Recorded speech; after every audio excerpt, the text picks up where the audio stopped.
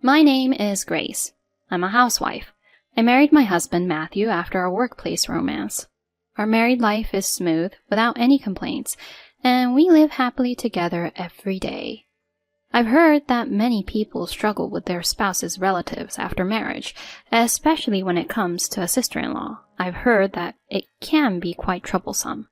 However, Olivia, my husband's older sister, and I get along very well. We used to go shopping and travel together frequently. I also have a sister of my own, but we don't get along with each other.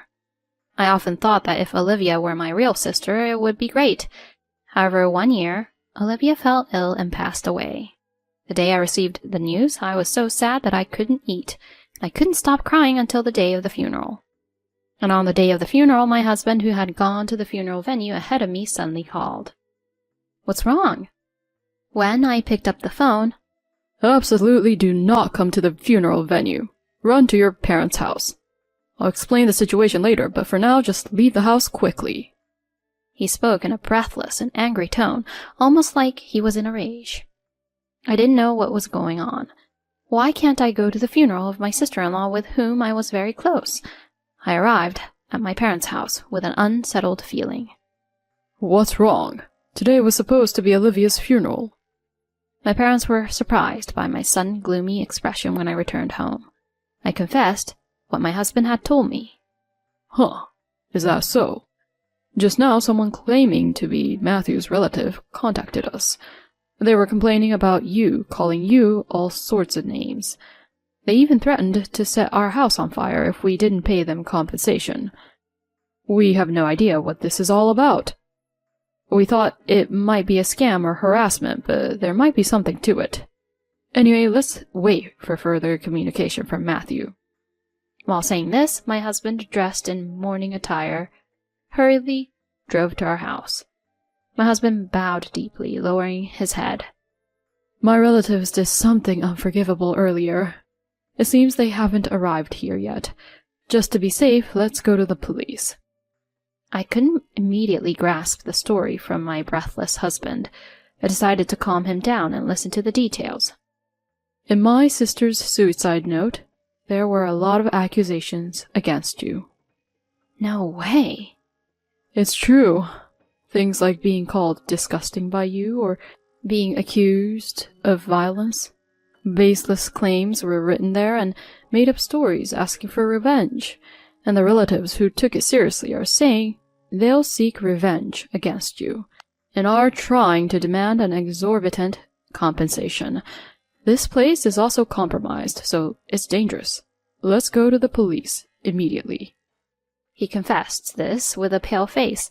I was in shock and collapsed at the entrance.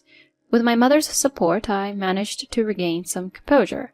My sister-in-law talking about me? There's no way that could be true.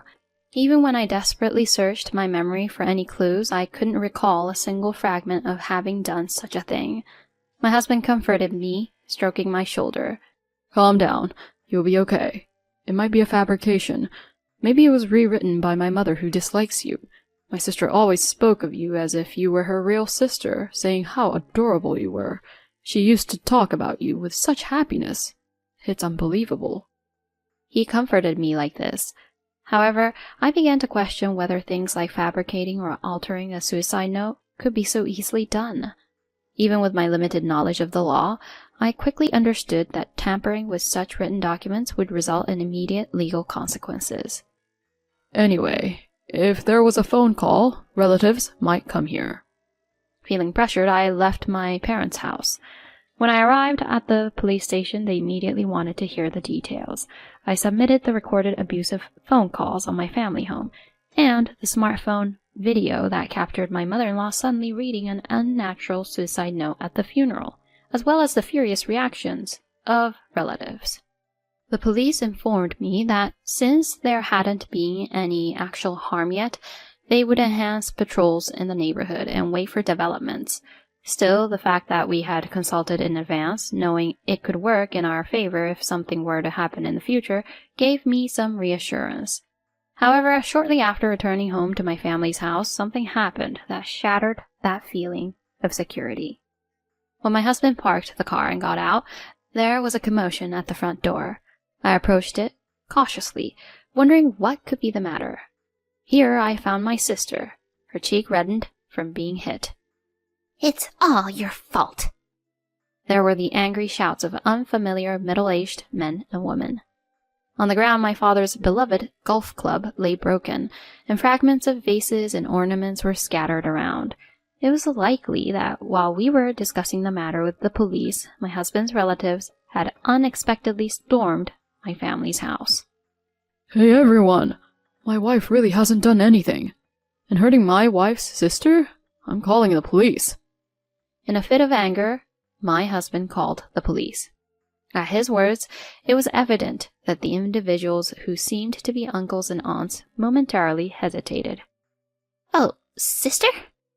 The two of them standing next to my husband finally seemed to realize that Grace herself, was there. It appeared they had come to the realization that it was my sister they had harmed. They seemed to have finally recognized their mistake. She's a vindictive woman, just as the suicide note suggests, preparing a doppelganger. How could you bully Olivia, whom we've cherished since childhood? "It's because of you that she suffered mentally and her illness progressed." And they continued to blame me, trying to approach me once again with a golf club in hand. However, realizing the seriousness of the violence towards my sister and the sound of things being destroyed at the front door, my father rushed in and grabbed his uncle's hand, shouting at him. Not content with just making rude phone calls, how dare you raise your hand to my eldest daughter? I had never seen such a frightening look from my normally gentle father. I couldn't help but shudder at the sight of him. My aunt and uncle were not convinced, and my father and them had a long struggle. Eventually, the police arrived. They put me in a police car for questioning. Grace, are you okay? I was in a state of shock due to everything that had happened, but my father's words snapped me back to reality. "Sis, I'm sorry, it's my fault." I rushed to my injured sister to apologize. My father, too, lost all the momentum he had earlier. I'm sorry I couldn't protect you, even before you got married, he said, feeling downcast, as my mother brought him an ice pack. He was trying to cool my sister's cheek down. My sister took it from him and applied it herself. "Huh? It's not your fault, you know. You might be plain and quiet, but you got along just fine with our late sister, who was so serious. This is assault, isn't it? And we can get money from those uncles earlier. It's a win." Elizabeth is saying this. My sister always has this kind of nonchalant attitude, even in situations like this. She should be upset and angry about being attacked for something she didn't do, but this time I feel like she's pretending to be calm to protect me, and I appreciate that. And watching how she was after I got married, I truly appreciated that she believed me when I was falsely accused. That's why I couldn't forgive my husband's uncle and aunt for causing pain to such a sister of mine and for their violent actions. That night my husband said to me, I'll gather evidence. You stay here. If anything happens, please let me know. He said this, leaving me behind and heading to his own family's house. I felt anxious while my husband was away, but it seems that news of the unjust violence by his uncle and aunt spread among the relatives. After that, no more relatives came to my family's house. In the following days, we arranged a meeting. My parents, sister, husband, and in-laws, and several relatives, including my uncle and aunt, gathered at my husband's family home. It was a slightly spacious house. My uncle and aunt seemed to have a somewhat better understanding of the situation, but they still seemed to believe that they were in the right. If you admit to the bullying mentioned in the suicide note, we'll forgive you from now on. So please don't file a damage report either. They demanded an apology with outrageous reasoning like this and asked us to refrain from filing a complaint. At that moment, $20,000. My previously silent sister spoke up with those words first. What? What did you say? My uncle glared at her with a puzzled expression. If you give me $20,000, I'll hold off on filing a complaint. The place where I was hit hurts and I can't concentrate on my work. Plus, you need to compensate for the golf club and ornaments you broke. Hand over $20,000. My sister casually uttered those words while using her smartphone. My uncle's face turned bright red. What did you say? Is there such a ridiculous story just because she slapped someone once? How audacious. If a sister is a sister, then an older sister is an older sister. They berated in such a manner. To top it off, they turned to my parents and said, Raising such shameless sisters. Don't you feel ashamed as parents? They vented their frustration. My mother was calm, but firm. With all due respect, both sisters are adults. They should be expressing their opinions as individuals, not as children. Isn't it natural to respond to a rude person with rudeness? I cannot fully comprehend the fear and pain you felt when you were suddenly struck by them. I can't understand that anger since I've never experienced it. She replied quietly. Honestly, isn't the will more problematic than me? My sister spoke again, seeming to have no interest in her own situation. She yawned and casually asked, perhaps because the will, which could have been tampered with, had caused my husband's relatives to act outrageously. About that, it was indeed done by you, Mom, right? My husband turned to his own mother and questioned her. My nervous-looking mother-in-law, who had been restless for a while, flinched. I'm losing memory. My recollections are so unclear. She tried to excuse herself with a somewhat placating tone. Ignoring that, my husband unfolded a piece of paper. This is my sister's real will. The location where my mother hid it was written in my mother's diary, and I searched and found it. Someone fabricated a will full of lies, making it sound real and fooled our relatives. Who's the fool here? My husband suppressed his anger and spoke in a voice filled with disappointment. My mother, in her diary, she wrote cruel things like, "It would be better if my son's wife had replaced his sister." She wrote cruel things without any hesitation. I can't consider her my mother anymore. My husband stared at his biological mother with a cold gaze. My mother-in-law's words gradually faded in front of that gaze, and in the end she was sobbing. My father-in-law, who had been quietly listening to the situation, spoke up. It's my responsibility for not seeing what kind of person she really was. Son, you don't need to have anything to do with this house and our relatives ever again. Live happily, far away. From now on, I will monitor her and ensure that you don't have to see her. It's the least I can do to make amends. My husband nodded in response to these words, and then turned to the silent uncle and aunt. Please, go ahead and pay the $20,000 that were offered earlier. Otherwise, I will indeed file a police report with all the evidence we have. I would prefer that, but it seems to be your preference. My aunt and uncle shook their shoulders and glared at my sister. $20,000 to such an ill-mannered girl. Yay! I can buy bags from Louis Vuitton and Callaway golf clubs. Lucky! My sister had a triumphant expression, grinning broadly. Although I disliked some aspects of my sister's personality, this time I felt that her happiness wasn't just innocent joy. Our father's cherished golf club had been broken, our mother's carefully arranged vase was shattered, and I had been unjustly dragged into this absurd trouble. As a family of three, we were left stunned, and it seemed like she intentionally used rude language without any concern for our feelings. Despite the scene, my mother-in-law clung to my husband's legs, crying. You're all I have left. Only you, my beloved son. However, my husband's heart remained firmly closed. So does my sister not matter at all to you? The will was switched, wasn't it? That's right, isn't it? No. Listen to your mother. Can we please stop this already?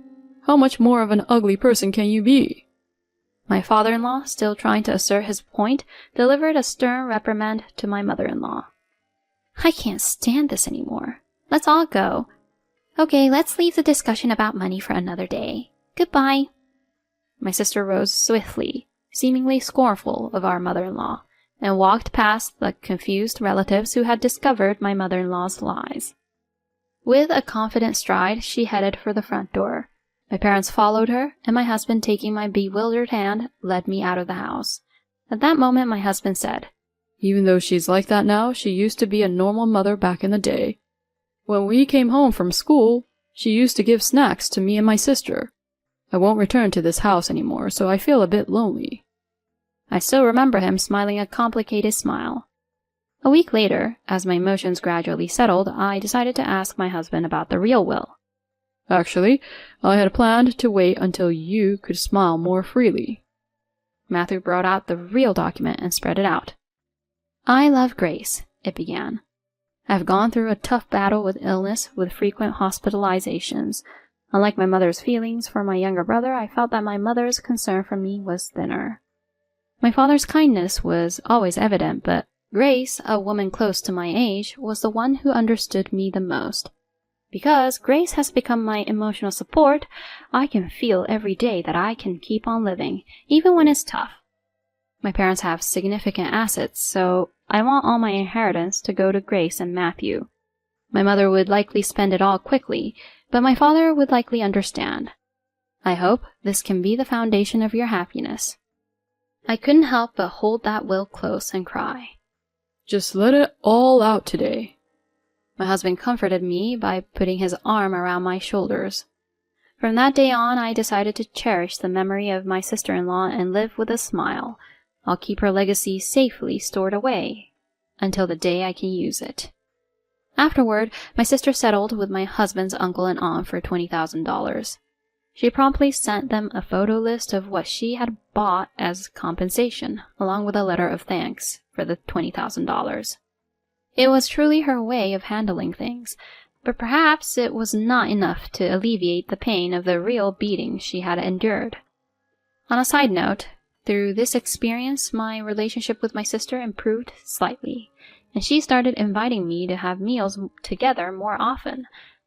As for our in-laws, my mother-in-law suffered a mental breakdown and aged rapidly. She became delusional, often mistaking complete strangers for me.